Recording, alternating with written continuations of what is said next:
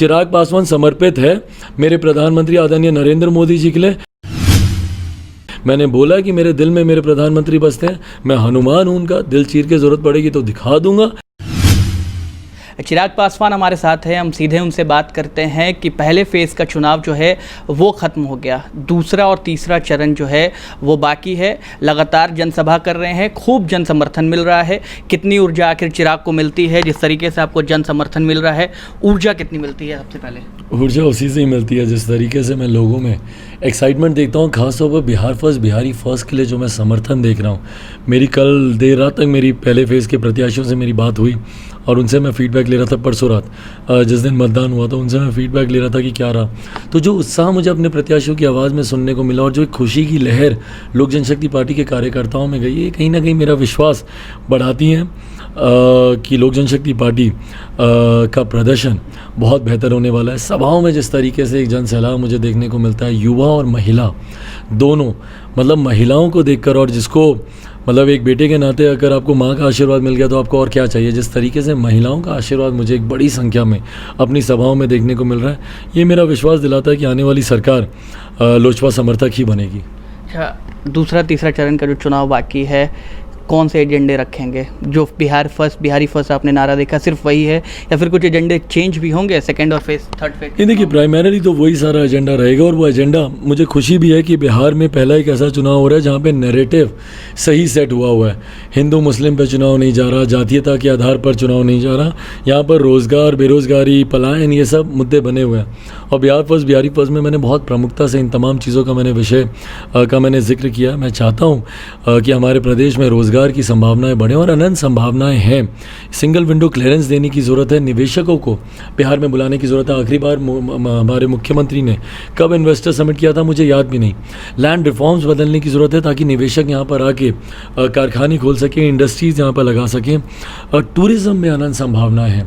मैं जगह जगह मैं जिक्र भी करता हूँ, रिलीजियस टूरिज़्म हो या वैसे ही पर्यटन एज अ होल हो, बिहार एक ऐसा सौभाग्यशाली प्रदेश है जहाँ पे अनंत संभावनाएं हैं। हम लोग अजंता एलोरा केव्स हम लोग देखने जाते हैं, बिहार में ही शेर घाटी में आप जाके देखिए किस तरीके की गुफाएं हैं, इतनी खूबसूरती से हम उसको प्रमोट कर सकते हैं। रिलीजियस टूरिज्म में आप देख लें, अगर भव्य अयोध्या में राम मंदिर का निर्माण हो सकता है तो सीतामढ़ी में माता सीता का मंदिर ऐसा क्यों नहीं बन सकता, या यहाँ पर वैशाली में या लछवाड़ में भगवान महावीर की जन्मस्थली है, या बोध गया भगवान बुद्ध की नगरी है, या गुरु गोविंद सिंह जी का हो पटना सिटी में, या इसके अलावा भी कई ऐसी जगहें हैं, अशोक स्तंभ है, जो जितनी ऐसी खूबसूरत जगह है उसको अगर हम लोग टूरिज्म के तौर पर विकसित करें तो ना सिर्फ बिहार का राजस्व बढ़ेगा बल्कि यहीं पर ही हम लोग को रोज़गार मिलने लगेगा। एजुकेशनल हब हम लोग बना सकते हैं पटना सिटी को। जिस तरीके से बच्चे कोटा में जाते हैं पढ़ाई के लिए, जिस तरीके से बच्चे दिल्ली में मुखर्जी नगर हो IAS IPS की तैयारियों के लिए, सर्विसेज की तैयारी के लिए जाते हैं, तो क्यों नहीं उस तरीके का एक एजुकेशनल हब हम लोग यहाँ पर खोल सकते हैं। तो ये तमाम विषय बिहार फर्स्ट, बिहारी फर्स्ट में मैंने रखे हैं, उन्हीं को लेकर जनता के बीच जा रहा हूँ। और मुख्यमंत्री जी की भी साथ ही में उन्होंने जो 15 साल में बिहार को बर्बाद किया वो भी जनता के बीच रख रहा हूँ। बात करते हैं वो नली गली बनाने की, बात करते हैं वो नल जल देने की, पर जिस तरीके से जनता से आवाज़ आती है कि भैया अभी कुछ नहीं हुआ, अभी कुछ नहीं हुआ, सात निश्चय सबसे बड़ी भ्रष्टाचार की योजना है। मुझे लगता है बिहार के इतिहास में कोई सबसे बड़ा भ्रष्टाचार हुआ होगा तो सात निश्चय में हुआ होगा। तो ये तमाम विषय जनता के सामने रखता हूँ। अच्छा, आपने बताया कि नीतीश कुमार ने 15 साल बर्बाद किया, और भी किसी को मानते हैं बिहार में बर्बादी का कारण या सिर्फ नीतीश कुमार ही? देखिए, पिछले 15 साल तो नीतीश कुमार, पिछले 30 साल ओवरऑल हमारे बिहार के बर्बाद हुए हैं। शुरू के 15 साल लालू जी के जंगल राज की वजह से बर्बाद हुए और अगले 15 साल मौजूदा मुख्यमंत्री नीतीश कुमार जी की वजह से बर्बाद हुए। बट ओवरऑल 30 साल तो हमारे प्रदेश के गए ना। इन 30 सालों में प्रदेश आगे बढ़ने की बजाय पीछे ही जाता रहा। प्रदेश बदनाम हुआ, बदहाल हुआ। हम लोगों ने कभी नहीं सुना कि आज की तारीख में कोई दिल्ली का लड़का, मुंबई का लड़का बिहार आता हो शिक्षा रोजगार के लिए। क्यों सिर्फ हम बिहारियों को ही दूसरे प्रदेश जाना पड़ता है शिक्षा, रोजगार, स्वास्थ्य सेवाओं के लिए? तो और इसमें परिस्थिति बदली क्या? 15 साल तो चलिए जंगल राज था, वो तो एकदम बर्बाद समय था, इसीलिए ना विकल्प बन के आए थे मुख्यमंत्री जी। और आज आप पूछ रहे हैं कि उस वक्त अस्पताल क्यों नहीं बने? भाई नहीं बने थे इसीलिए तो आप आए थे। पर आपने बताई ना कि पिछले 15 साल में आपने शिक्षा स्वास्थ्य को लेकर 5 साल की डिग्री, 3 साल की डिग्री आप 5-5, 6-6 साल में आप पूरी करते हैं। शिक्षा की व्यवस्था देखिए, शिक्षा की बदहाल स्थिति देखिए कि आपने प्रदेश में कर रखी है। कारखानों के लिए आपने खुद हाथ खड़े कर दिए कि भैया आपके रहते हुए रोज़गार नहीं आ सकता। क्यों? क्योंकि लैंडलॉक्ड है भैया, समुंदर का किनारा तो ना पंजाब में, ना राजस्थान में, ना हरियाणा में, ना मध्य प्रदेश में। पर वहाँ पर अगर बिहारी जाकर काम कर सकता है तो यहाँ पर क्यों नहीं कारखाना खुल सकता?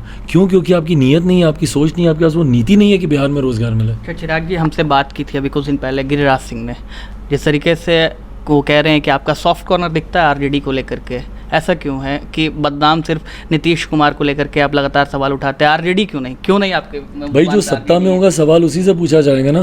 कोई साठगांठ तो नहीं? ये कह रहे हैं कि साठगांठ कर ये भी मैं स्पष्ट कर देता हूँ, बट गिरिराज दादा को मैं बता दूं क्योंकि मैं उनका बहुत सम्मान करता हूँ कि जो सत्ता में होगा आप उसी से सवाल पूछेंगे ना। अब आज आपके क्षेत्र में बेगूसराय से आप सांसद हैं तो लोग आपसे पूछेंगे ना कि आपने अपने क्षेत्र में क्यों विकास किया नहीं किया, या भोला बाबू से जाके पूछेंगे कि भैया आप तो वो रहे भी नहीं, या उनके लोगों से जाके पूछेंगे कि भैया उन्होंने क्यों नहीं किया, या उस वक्त ये क्यों नहीं हुआ, या वो क्यों नहीं हुआ।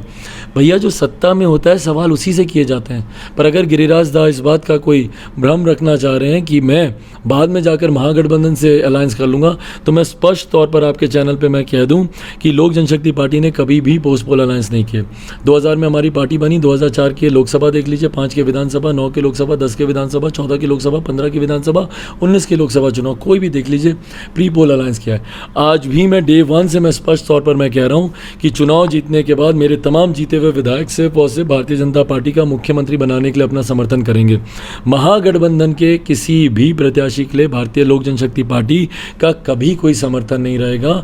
महागठबंधन के साथ हम लोग का वैचारिक मतभेद है, उनके साथ जाना असंभव है, और यही वैचारिक मतभेद और यही असंभव परिस्थिति हम लोग की नीतीश कुमार जी के लिए भी है। तो अगर गिरिराज दा कोई अगर ऐसी परिस्थिति की तरफ इशारा कर रहे हैं, मुझे लगता है उनको ये इशारा अपने सहयोगी नीतीश कुमार जी की तरफ करना चाहिए, क्योंकि नीतीश कुमार जी ऐसी पलटी मारने के लिए जाने जाते हैं। वो जिसको विरोध करते हैं उन्हीं के साथ सरकार बनाते हैं। 15 तक वो विरोध करते रहे लालू जी का, उनके साथ जाके सरकार बना ली। उसके बाद वो विरोध करते रहे मौजूदा मौजूदा प्रधानमंत्री आदरणीय नरेंद्र मोदी जी का, उनके साथ मिलकर उन्होंने 17 में सरकार बना ली। अब वो फिर विरोध कर रहे हैं महागठबंधन का। क्या भरोसा कि कल को चुनाव परिणामों के बाद कुछ सीटों की जरूरत पड़ेगी महागठबंधन को, तो कौन दावे के साथ कह सकता है कि मौजूदा मुख्यमंत्री वापस जाके लालू जी के साथ मिलकर सरकार नहीं बनाएंगे? तो गिरिराज दा चिंता करें नीतीश कुमार जी की। चिराग पासवान समर्पित है मेरे प्रधानमंत्री आदरणीय नरेंद्र मोदी जी के लिए। मैंने बोला कि मेरे दिल में मेरे प्रधानमंत्री बसते हैं, मैं हनुमान हूं उनका, दिल चीर के जरूरत पड़ेगी तो दिखा दूंगा कि मेरे दिल में मेरे प्रधानमंत्री हो। मेरा समर्थन सिर्फ और सिर्फ जैसे प्रधानमंत्री ने कहा कि पापा उनकी अंतिम सांस तक, अपनी अंतिम सांस तक प्रधानमंत्री जी के साथ थे, वैसे ही मैं भी कहता हूं कि मैं अपनी अंतिम सांस तक भारत के प्रधानमंत्री आदरणीय नरेंद्र मोदी जी के साथ रहूंगा। आखिरी सवाल, चुनाव खत्म हो जाएंगे, रिजल्ट आएगा, मुख्यमंत्री कौन बनेगा? भारतीय जनता पार्टी का कोई भी बनेगा। कोई भी चेहरा मंजूर है? जो भी विकास की सोच रखता हो, हमारे विधायक जरूर सामने अपना प्रस्ताव रखेंगे कि भारतीय जनता पार्टी से जो भी विकास की सोच रखता हो, बट मौजूदा मुख्यमंत्री 10 तारीख के बाद कभी दोबारा प्रदेश के मुख्यमंत्री नहीं बनेंगे। इस पर आप नहीं बनना चाहेंगे? नहीं, बिल्कुल भी नहीं। मैं अभी कोई रेस में नहीं हूँ मुख्यमंत्री बनने की। अभी मेरे पास उम्र है, लंबा अभी राजनीतिक सफ़र मुझे तय करना है, अभी अनुभव की और ज़रूरत है प्रदेश को चलाने के लिए, शासन प्रशासन को चलाने के लिए।